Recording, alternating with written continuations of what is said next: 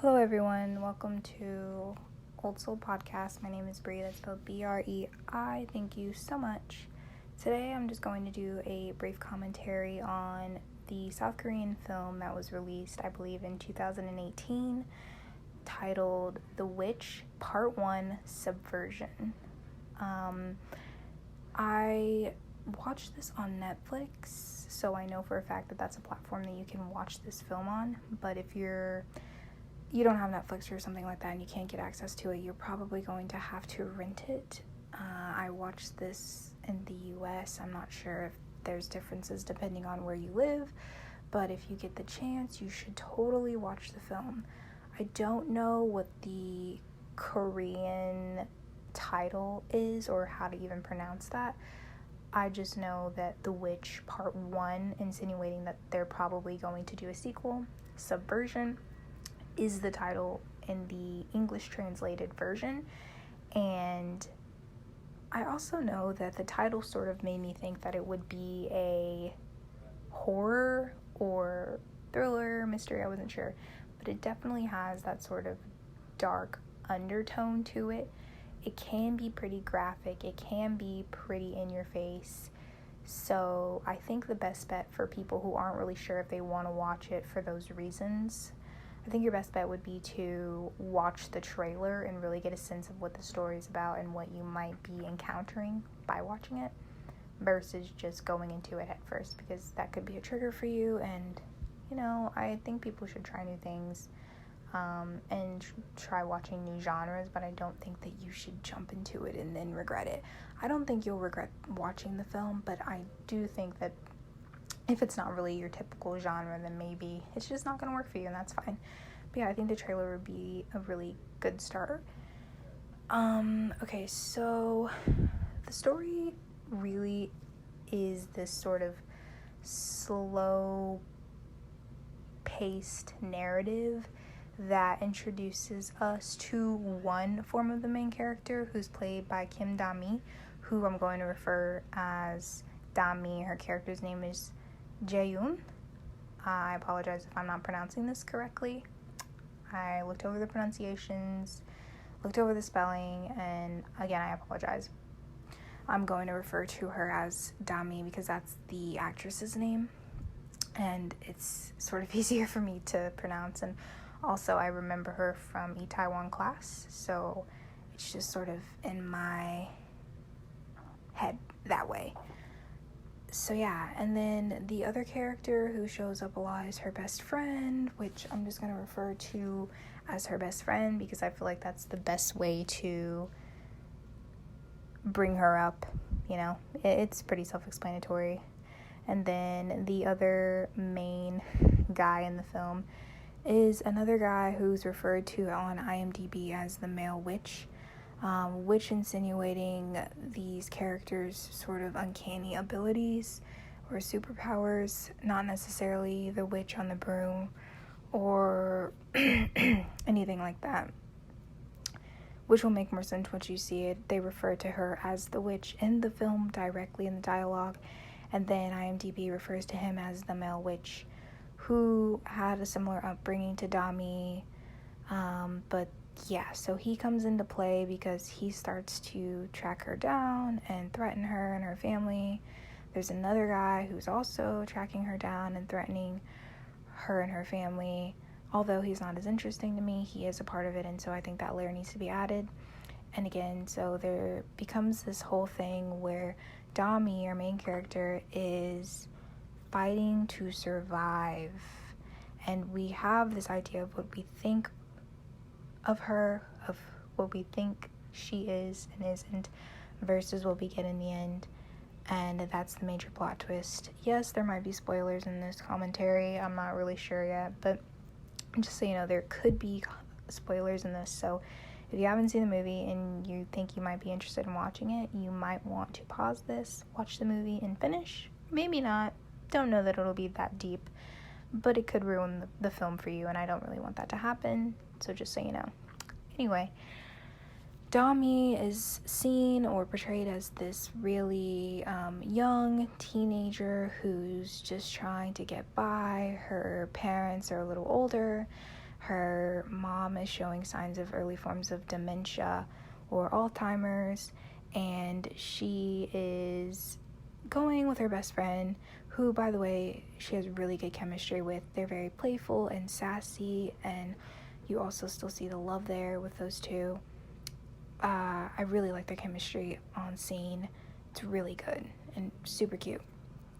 Anyway, her and her friend go on this little adventure of her becoming a superstar because she's like really talented and really smart or whatever. And later you find out that's mostly because she has these abilities, which is again the connection to the title, The Witch, because all these subhuman, I don't really know if they're immortal, but I guess maybe they are. Well, no, they're not, because there's a whole thing.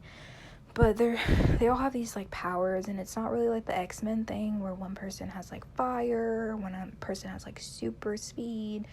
They all seem to have multiple ranges of these powers and strengths, but there does seem to be a hierarchy on like who's in charge of the operation, who pretty much is giving the orders. But even on this chain, Dami's pretty strong, even though she plays this role as like young innocent woman or young innocent young lady. Later we see that she's definitely at the top of the hierarchy, but the other witches are also very powerful.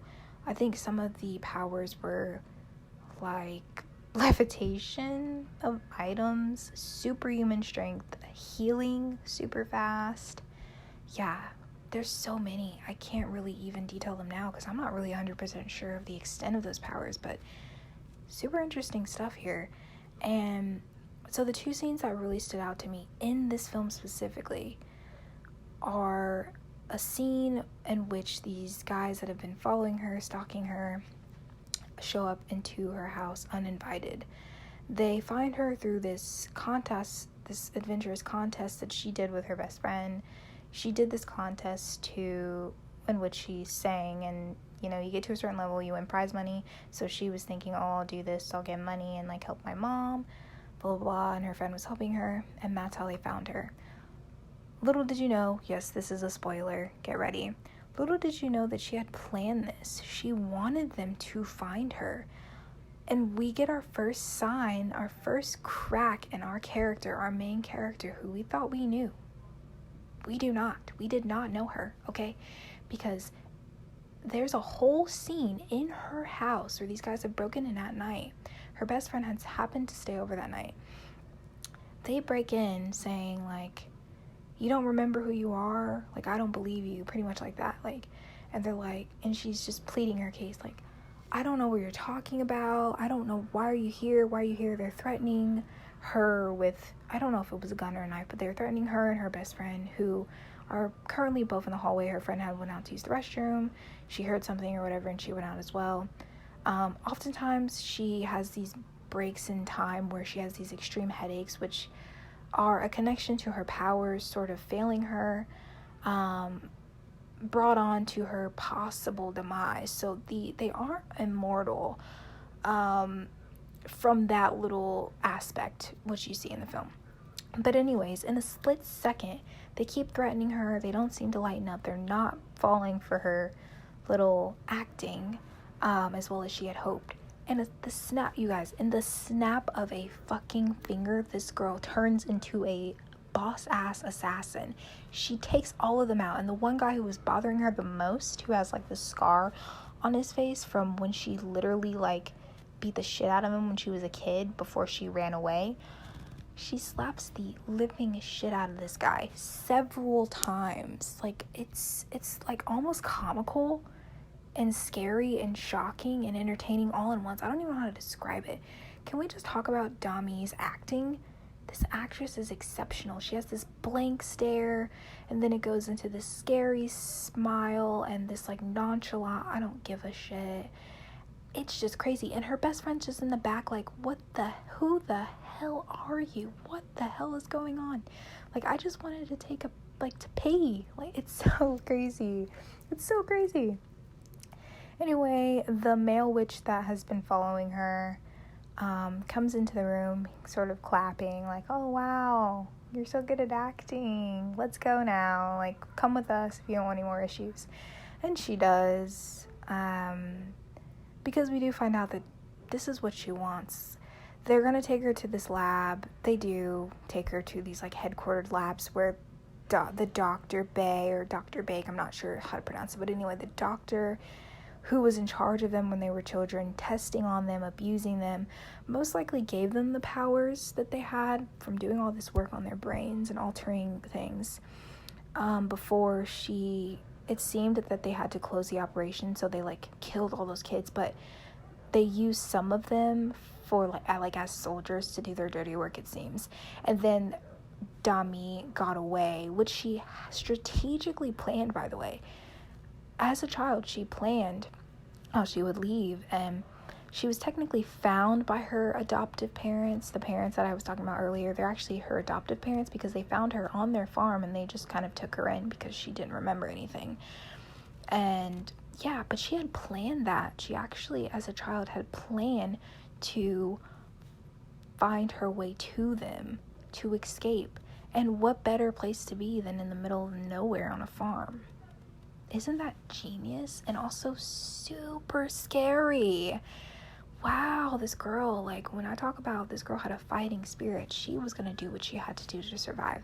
But also, when you're dealing with people who are as powerful and strong and well-connected as the people who were testing on her and created her, I mean, can you blame her? And so you get into this mantra with Dami where she's sort of like, I don't know if it's an anti-hero or not. She's definitely a hero. And that she is fighting dirty with these very terrible people, right? So you don't feel bad for them. You feel bad for her. Then when you find out that you were lied to as an audience member by your main character, who you were definitely rooting for, at least I was rooting for her, it is a little off-putting, but never once do I say, I don't like this character anymore. No, not at all, honey, because she was literally fighting for her life, okay? Fighting for her life against these assholes.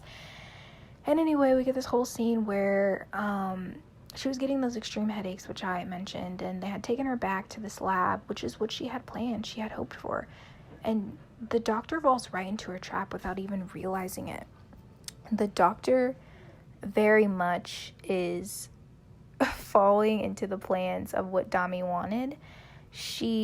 And by the way, this character's name is Jae-yoon, but I'm saying Dami again, just so you guys know. The Kim Dami is the actress's name, but I'm just referring to that because it's easier for me to remember. So I don't want you guys to be like, oh, I'm watching the movie, that's not her name. Anyway, just wanted to brief that there.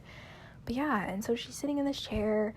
Eventually they go through this, like, long dialogue with each other, and then the doctor's like, oh, well, I'll give you the cure, thinking that, like, oh, I'll give you the cure now, it's gonna last a few months, but when you need more, you're gonna need me, so like, you're never gonna leave, I got you, bitch.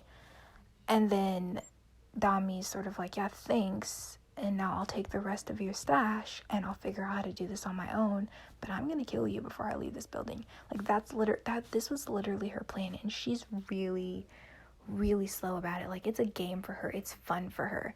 The doctor is slowly realizing that she's not gonna get out of here alive, and it does take her some time, because she's a cocky bitch, okay? She has a lot of pride, and it takes a while before you see that fear in her face when she realizes, yeah, I'm dead. And it takes a long while, actually. I really think she thought she was gonna live. I can't even remember who kills her. I don't even know if Dami, I know she tosses her around and scares the shit out of her, but I don't remember if she's the one who does that last bullet. By the way, I watched this film 3 times, twice by myself, once with my friends, so I did watch this a good amount of times, but I do feel like there's a lot to unpack, and that they're building this world for you, and the story, and the context, and they're also trying to build another part, I believe. And I'm not just saying that because it says part 1. Sometimes there aren't sequels, and who knows with the translation if that part 1 was just added. I don't know, but it does seem like they not only take a while and take their time to build this world, but they're trying to build for the next film, and I really hope they make another one because I want to watch it. It's really good. And So yeah, and that could be another reason why it's very slow paced in the beginning, although I don't really find it boring. I think it's just slower, and I do think it pays off in the end when you get to that last fighting scene. So either way, the doctor dies, as she should. She's terrible, and Dami gets sort of the cure for her headaches, which makes her even stronger because she feels like invincible, but I think it allows her to use more parts of her brain. Either way, she's like at her top, boss bitch. Like, she's at the top. She's super strong, okay? Her and the male witch who had been following her around and threatening her with this little posse of other witches who I believe were all a part of these labs and in this situation together as kids, and they just grew up, and they're the ones who were used as their soldiers while Dami was kind of living somewhat of a normal life, or pretending to, whatever. So they have this really intense fighting scene. Glass is shattered, thrown through walls, bones are broken and repaired in seconds. That's how strong they are. She slaps the shit out of the male witch several times, again giving us that sort of comical, like, wow, she's just beating him with her hand. It's insane. There's blood, glass is cracked and broken. There's this really cool contrast between the dialogue of them joking around and then it getting serious, and this is very life or death. Like, they are going to kill each other. One of them is going to die, and they're very aware of it. There's strangling involved, all this craziness. The CGI or the graphics in general are really, really well done, very entertaining.